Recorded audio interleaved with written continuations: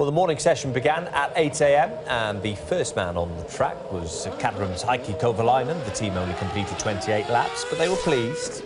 I think really what today's about is just systems checks, making sure that everything is running on the car, making sure, as we saw with the Sauber, that bits don't start falling off it, and make sure that the driver is comfortable for the 3 days of hard performance testing we've got to come.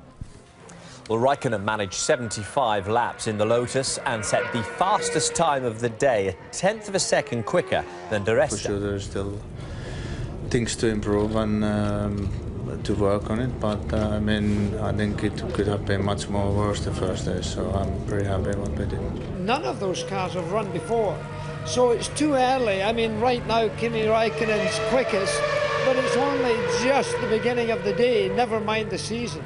Well, Mark Webber was 8 tenths off the pace in the Red Bull, who have a unique slit in the car's new nose.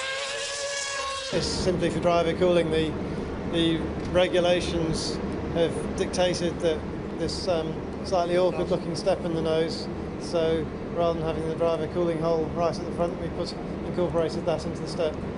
McLaren, with Jenson Button behind the wheel, were over 2.5 seconds slower than the Lotus in the morning session. So, after a quick cup of tea and a chat with the engineers, Button was back in the car and managed to improve by a second in the afternoon. You always want to do more laps, but I think for a first day I'm happy with the way things have gone.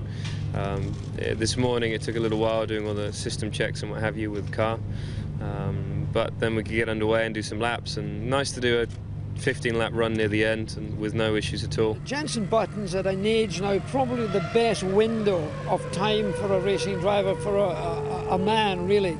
And when you get to your late 20s to your mid-30s, I think your ability and your way of doing things have just matured. There's a big difference in 5 or 6 years of growing up, and Jenson Button's growing up. So I see him as a real player now.